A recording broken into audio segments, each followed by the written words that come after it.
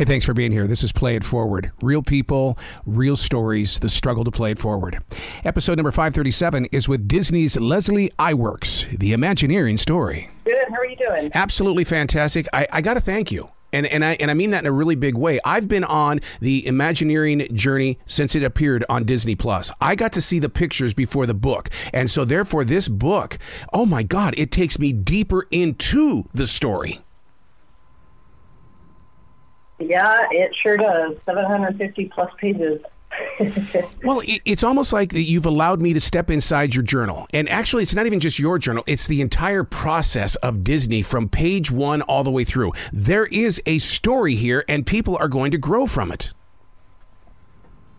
I agree. I totally agree. I don't think you have to be just a Disney park person to read it. I think it's going to apply to a lot of different industries and disciplines and stories of creativity and innovation worldwide. And I think one of the most shocking things was like in episode 1 on Disney Plus was that it started off in a small building, and I could just, when you showcase the pictures and things, it was like, oh my God, this is the way it really works.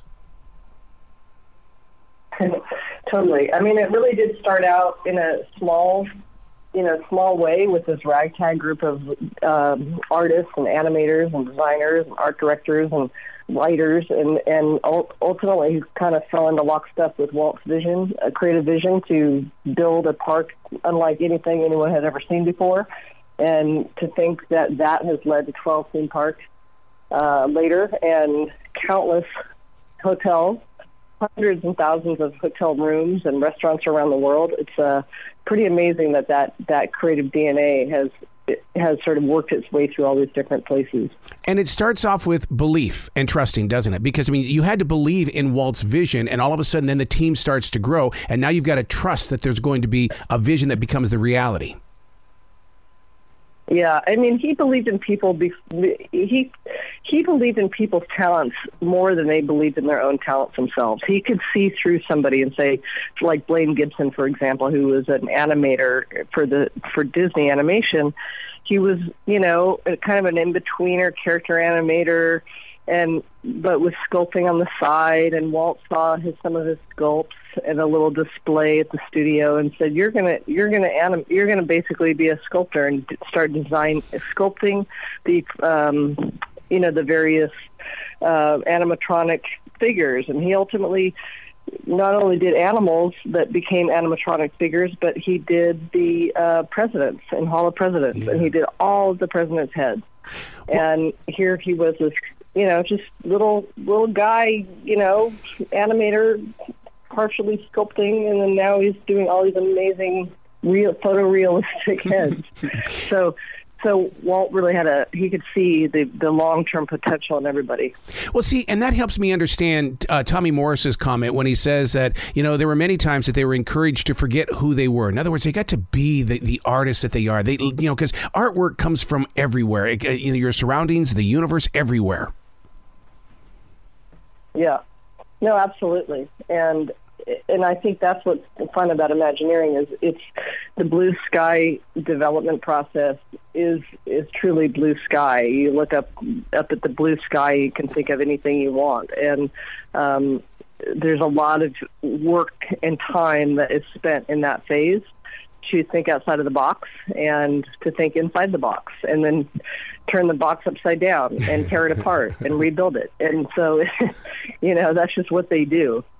It's so funny that I love the word Imagineering, because in radio, I didn't like being called, well, he's the producer. He's the commercial producer. I always called it audio architect. And so Imagineering is like it was built, the concept, and then all of a sudden the team. And the team is still just as strong, if not stronger today. Yeah, for sure.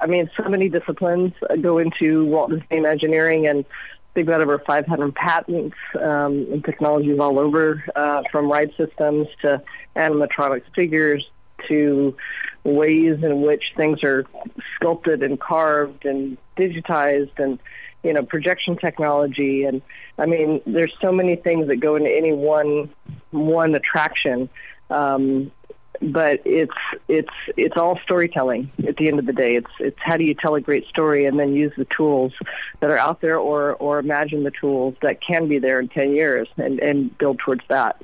The book is for business leaders. It's for everyday fans of Disney. It's for everyday people. And what I think the thing that really charges up my imagination is the fact that the only photographs are right there in the beginning, and the rest of the book is what you put on the page. And it's like you see it inside your imagination, which really takes Imagineering right to the test. It says, look, imagine it. It is possible. It will happen.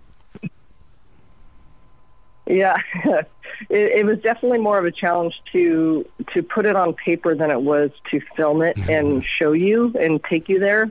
But you know, when we did the series, I interviewed over 200 people. I traveled all over the world to these parks, went behind the scenes, had unprecedented access. I was up inside the Matterhorn. I was crawling around Pirates of the Caribbean. I was down in the bowels of the Haunted Mansion. I was,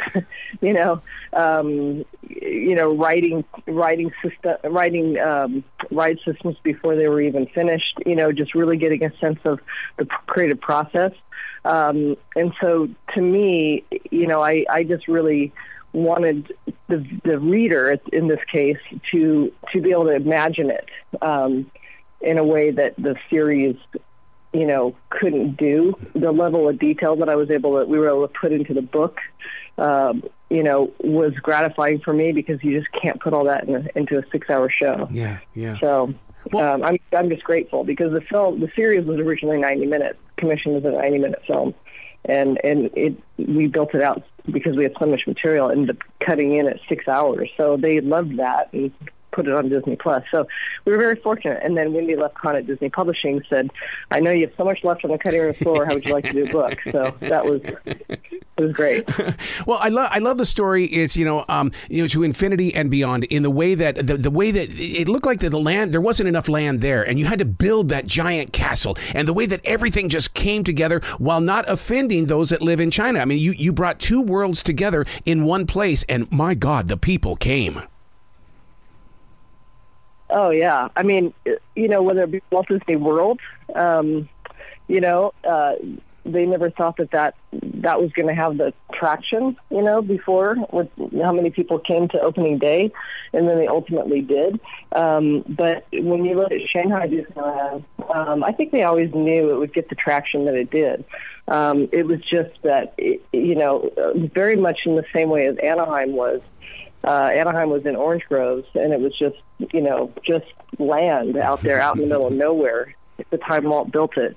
And the same thing for Shanghai. I mean, it was out kind of in the middle of nowhere, in marshes and in villages. And so they had to transform the whole area. Now you can't.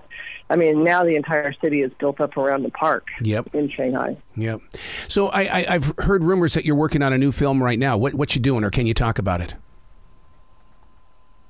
Well, I have one project that we just finished. It's for Warner Brothers. It's the history of DC Comics. So it's a 3-hour documentary that we were able to interview all the original artists and creators and people through time.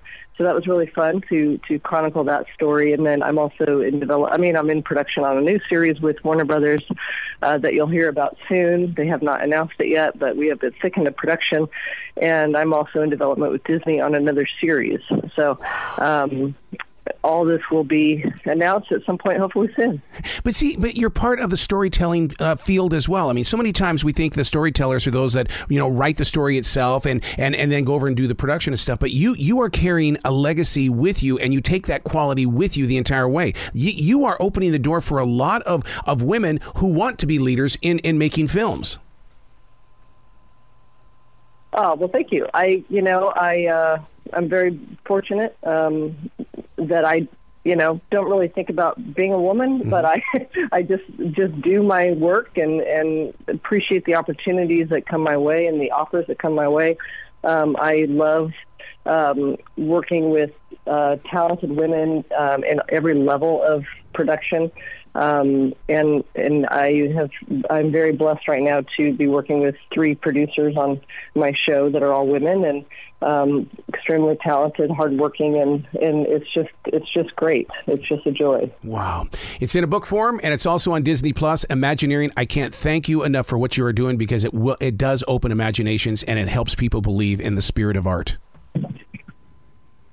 Thank you. Appreciate it. Please come back to this show anytime in the future, Leslie. The door is always going to be open for you. Oh, thank you. I will pick you up on that. You bet. Be brilliant today, okay? All right, you too.